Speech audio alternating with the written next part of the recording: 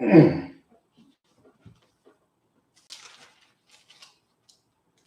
이 시간 하나님께서 저에게 주신 말씀은 누가복음, 신약 성경이죠. 누가복음 5장 1절부터 11절까지입니다. 신약 성경 95페이지예요. 누가복음 5장 1절부터 11절까지. 뜻을 잘 생각하시면서 한 목소리로 함께 봉독하십니다. 시작. 무리가 몰려와서 하나님의 말씀을 들을새 예수는 게네사렛 호숫가에 서서 호숫가에 배 두 척이 있는 것을 보시니 어부들은 배에서 나와서 그물을 씻는지라. 예수께서 한 배에 오르시니 그 배는 시몬의 배라. 육지에서 조금 떼기를 청하시고 앉으사 배에서 무리를 가르치시더니 말씀을 마치시고 시몬에게 이르시되 깊은 데로 가서 그물을 내려 고기를 잡으라. 시몬이 대답하여 이르되 선생님 우리들이 밤이 새도록 수고하였으되 잡은 것이 없지만 말씀에 의지하여 내가 그물을 내리리이다 하고 그렇게 하니 고기를 잡은 것이 심히 많아 그물이 찢어지는지라. 이에 다른 배에 있는 동무들에게 손짓하여 와서 도와달라 하니 그들이 와서 두 배의 체험에 잠기게 되었더라. 시몬 베드로가 이를 보고 예수의 무릎 아래에 엎드려 이르되 주여 나를 떠나소서 나는 죄인이로소이다 하니 이는 자기 및 자기와 함께 있는 모든 사람이 고기 잡힌 것으로 말미암아 놀라고 세베대의 아들로서 시몬의 동업자인 야고보와 요한도 놀랐습니다. 예수께서 시몬에게 이르시되 무서워하지 말라. 이제 후로는 내가 사람을 취하리라 하시니 그들이 배들을 육지에 대고 모든 것을 버려두고 예수를 따르니라. 아멘. 예, 오늘 말씀의 제목은 순종입니다. 순종. 말씀을 따르는 순종. 오늘 내용을 보면은요, 이른 아침에 갈릴리 호숫가에서의 일이에요. 두 배의 어부들이 호숫가에서 그물을 싣고 있죠. 밤새도록 고기잡이를 했지만 한 마리도 잡지 못했다고 합니다. 근데 이제 그때 예수님께서 오셨는데 너무 많은 사람들이 예수님의 말씀을 들으러 호숫가로 나오니까 예수님은 베드로의 배에 타셔서 사람들을 가르치게 되죠. 그래서 예수님께서 말씀을 마치고 느닷없이 베드로에게 깊은 데로 가서 그물을 내려 고기를 잡으라 하고 말씀하십니다. 자, 여기서 베드로는 직업이 어부예요. 그는 그 직업이 어부인 사람이 밤새도록 고기를 한 마리도 못 잡았어요. 밤새도록 모든 지혜를 짜내서 고기를 잡으려고 노력한 그 베드로의 그 노력하는 모습을 우리가 상상할 수 있잖아요. 그렇죠? 프로페셔널 어부예요. 근데 밤이 새도록 한 마리도 못 잡은 베드로한테 예수님이 다시 그물을 쳐보라고 합니다. 이게 평생 고기잡이를 해온 베테랑 어부 베드로한테 예수님이 그렇게 말을 해요. 다시 그물을 내라. 자, 베드로는 어부이고 예수님은 목수예요. 근데 왜 어부가 목수의 말을 듣고 바로 고기를 잡으러 다시 호수로 나가게 되냐? 간단하죠. 거절하면 되는데 거절하지 못해서 그 말씀에 따라서 다시 호숫가로 나갑니다. 거절하지 못한 거예요. 베드로 얼마나 피곤하겠습니까? 밤새도록 낚시를 했는데 한 마리도 못 잡고. 하필이면은 그때 또 예수님께서 베드로의 배를 타고 사람들에게 말씀을 전하십니다. 그러니까 베드로는 억지로 예수님의 설교를 들을 수밖에 없어요. 근데 거기다 한 수를 더 떠서 예수님께서 다시 한번 깊은 곳으로 가서 그물을 던지라고 말씀하십니다. 자, 이 장면에서 우리가 스토리를 알아야 돼요. 예수님은 그 마을에서요, 수많은 병자들을 고치셨어요. 그 이전 장들을 쭉 보면은요, 내용이 나옵니다. 많은 병자들을 이 마을에서 고쳤고, 그리고 그 전장 4장에 보면은요, 4장 38절, 38절, 39절 보면은 베드로의 장모의 열병을 치유해줬어요. 베드로의 장모를 치유해줬어요. 그분이 예수님. 그 예수님이 지금 자기 배에 타서 말씀을 전하고 그물을 다시 한번 던지라고 합니다. 즉 예수님은 베드로의 은인이죠. 장모님을 치유해 주시죠. 그리고 많은 사람들이 예수님 주변에 말씀을 듣고 있었어요. 그런 상황에서 예수님께서 베드로에게 그물을 다시 던져라. 자, 이런 상황에서 베드로는 말씀을 따르지 않을 수 없잖아요. 그냥 거절하지 못하고 그냥 다시 한번 그물을 내요. 그런데 물고기가 너무 많이 잡힙니다. 그래서 그물이 찢어지기 시작해요. 얼마나 많으면 그물이 찢어지겠습니까? 여기서 우리가 본문에서 놓치지 말아야 할 사실이 있는데, 아까도 말씀드렸지만은 베드로가 주님의 말씀을 따른 것이 그렇게 즐거운 마음으로 한 것이 아니라는 사실이에요. 즉 우리는 감정적인 측면의 믿음이 아니라 의지적인 면이 또한 중요한 것을 알게 돼요. 우리가 또 알아야 할 것은 베드로가 성공에 대한 어떤 확실한 믿음으로 인해서 그물을 던졌기 때문에 고기가 많이 잡힌 것이 아니라는 사실이에요. 엄밀하게 말하면요, 베드로의 믿음 때문이 아니에요. 베드로가 말씀에 순종했기 때문이에요. 즉 예수님께서 고기가 많이 잡히도록 하셨기 때문에 고기를 많이 잡은 거죠. 그래서 예수님의 말씀이 성취된 거예요. 자, 베드로가 말씀을 따른 것처럼 이 말씀을 따른다는 것은 항상 즐거운 것이 아니에요. 이 말씀을 따른다는 거예요. 이 말씀이 내 생각과 반대될 경우가 많이 있어요. 내 의지에 반대될 수도 있고 내 판단과 반대될 수가 있는 말씀들이 많아요. 여러분들 인간이라는 건요, 처음부터 순종할 수 있는 겸손한 존재가 아니잖아요. 인간이라는 건 얼마나 교만하고 겸손하지 못해요. 그렇죠? 순종과는 거리가 먼 불순종의 자식으로서 교만한 존재가 바로 인간이에요. 그래서 주님은 우리들한테 찾아오셔가지고 순종할 기회를 주는 거예요. 교만한 우리한테. 또 오늘 본문에서 우리가 놓치면 안 되는 중요한 점이 또 하나 있죠. 물고기를 베드로가 많이 잡았어요. 근데 잡은 그 성공에만 도취되지 않았다는 거예요. 오늘 본문 보세요. 베드로가 물고기를 많이 잡자마자 깜짝 놀라서 즉시 하는 행동이 뭐예요?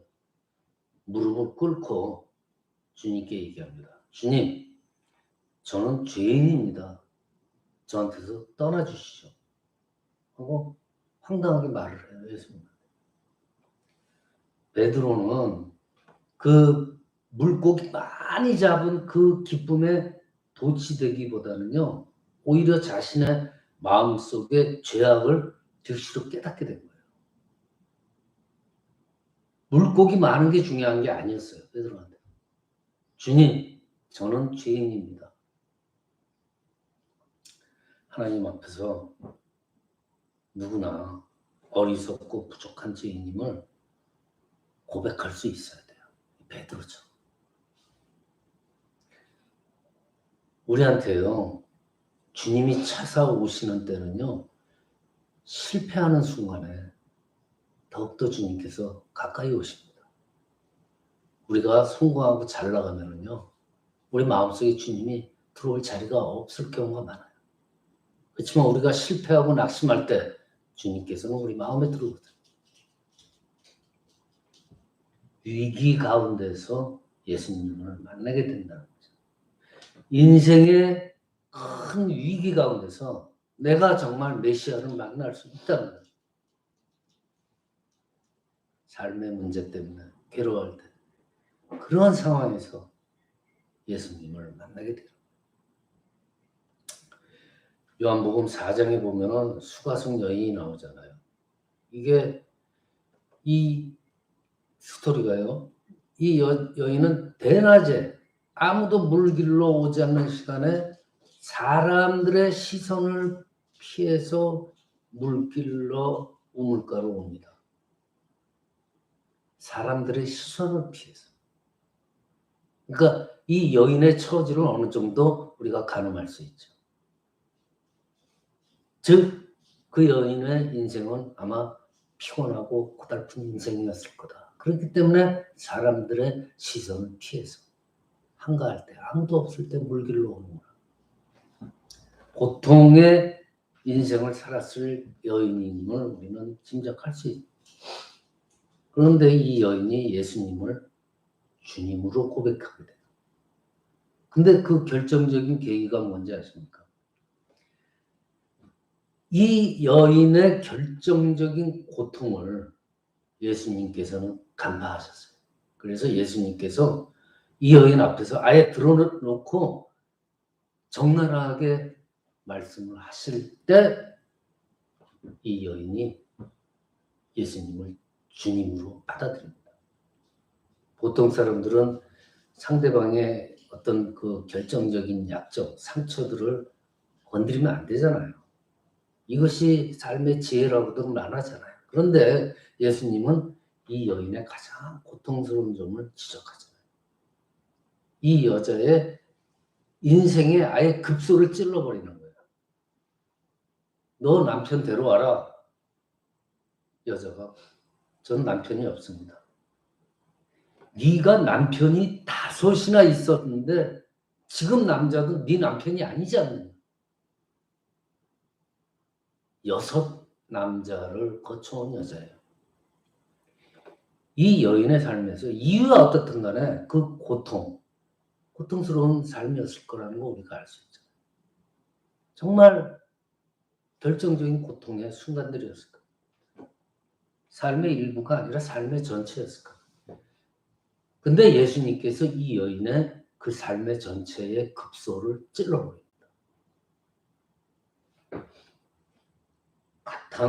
가장 고통스러운 부분을 건드려 주신 거예요.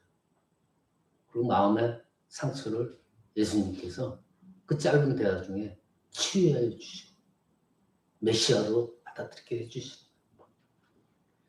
그래서 이 여인이 예수를 메시아로 받아들이고 온 동네에 증거하고 다녔다고 그러잖아요.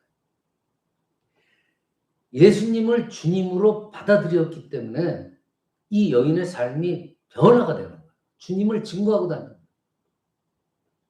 6 남자를 거쳐오는 그 고통스러운 삶의 연속이 끝나고 주님을 증거하는 여인으로 삶이 변하게 돼요. 예수님께서 우리의 고통의 현장에, 우리의 그 실패의 현장에, 그 절망 속에서 주님께서 찾아오셔서 다시 인생이 시작되는 것을 명심하기 바랍니다.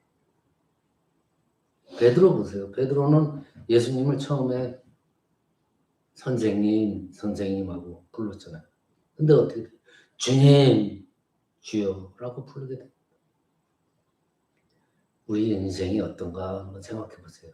우리가 살면서 어느 학교 나와야지, 어느 직업을 가져야지, 어떤 직장에 들어가면 좋은데 내 지위가 올라가야 되는데 내 재산이 지금 얼마 있지?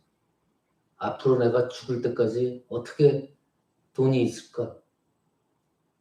난 집을 사야 되는데 우리 자녀들, 내 건강 이런 것들에게 목적을 두고 있진 않나. 주님은 제껴놓고 그런 거에 온통 신경 쓰고 있지 않나. 그 만약 그렇다면요. 남자를 6명이나 두었던 여인과 우리 인생이 다를 게 뭐가 있어요? 똑같아요. 주님 없이 사는 인생은요. 이 여인의 인생이나 우리의 인생이나 똑같은 거예요. 우리는 주님 앞에 나오면서 밤새도록 물고기를 잡았으나 한 마리도 잡지 못한 절망의 베드로처럼 우리가 주님 앞에 나가야 돼요. 그러고서 과연 우리가 남은 인생에 목숨 바쳐서 바칠 나한테 주어진 그 소명이라는 게 무엇인가? 기도하세요. 응답 들으세요. 도대체 하나님께서 나한테 주신 소명이 무엇인가? 예수님은 베드로한테 소명을 주시잖아요. 오늘 본문 마지막에. 무서워하지 말라 베드로야. 이제 너는 앞으로 사람을 낚는 어부가 되리라. 베드로야, 너는 이제 물고기 낚는 사람이 아니라 사람을 취하는 베드로가 될 것이다. 하고 소명을 주잖아요. 확실하게. 베드로가 어떤 모습으로 예수님을 따라갔었어요? 베드로를 육지에 대고 모든 것을 버려두고 예수를 따르니라 그랬어요. 그 귀중한 배, 삶의 전체인 물고기 낚는 배를 그 즉시 버려두고 예수님을 따라 나서요. 뭐 나중에 이것저것 생각하고 예수님을 따라간 것이 아니에요. 그냥 즉시 예수님을 따라갔어요. 여기서 우리가 멋있는 장면을 볼 수 있잖아요. 신앙의 멋이라는 건요. 버리는 거예요. 세상을 버리는 거. 나의 지난 날을 버리는 거. 새 사람으로 태어나. 버리는 거. 이게 멋있는 거예요. 현재의 결과를 계산하고 막 이것저것 생각하고 따르는 사람들은요. 처음엔 따르죠. 예수님. 그렇지만 끝까지 따라가지 못합니다. 성경에도 나오잖아요. 예수님 앞에 나온 부자 청년. 처음에 그럴듯하고 나오죠. 처음부터 부르심 받지는 못해요. 가론 유다요. 예수님을 끝까지 따라가지 못하잖아요. 그렇지만 반대로 또 아브라함 보세요. 갈 바를 앞으로 어떻게 될지도 못하지만은 약속을 따라서 그냥 길을 떠나잖아요. 베드로, 오늘 본문의 베드로. 사람 낚는 어부가 되리라. 그 한마디 믿고 그냥 그게 무슨 뜻인지도 모르고 즉시로 그냥 제자로서 따라 나서 그 귀중한 배를 버리고. 여러분들 신앙생활 하면서요. 우리 신앙생활에 내가 이렇게 믿고 있는데 내가 이렇게 신앙생활을 하고 있는데 앞으로 결과가 어떻게 될 것이라고 알고서 신앙생활 하세요? 아니잖아요. 아무리 믿음이 좋고 아무리 기도를 많이 해도 여러분들 1분 후에 5분 후에 여러분들한테 닥칠 일을 미리 아는 사람 없어요. 그러니까 주님께서 말씀하시면요. 베드로처럼 그냥 따라가면 돼요. 기도 중에 주님의 부르심에 있다면 순종하세요. 이것이 우리 기독교인들의 인생의 올바른 길이에요. 우리는 한 치 앞길도 못 봅니다. 그냥 그 순간 순종하고 따라가면 돼요. 말씀을 마칩니다. 하나님께서 말씀하시면요, 그대로 순종하는 게 중요해요. 그 때가 있어요. 하나님이 부르실 때가 있어요. 그때에 맞는 그 부름에 응해야 돼요. 이것저것 따지면 안 돼요. 그래서 그 순종들을 통해서 베드로처럼요, 만선의 기쁨을 얻고, 그러면서 동시에 죄의 용서도 받고, 그리고 하나님께서, 주님께서 나에게 주신 소명도 발견하는 그러한 저와 여러분이 되시기를 이 시간 축원합니다.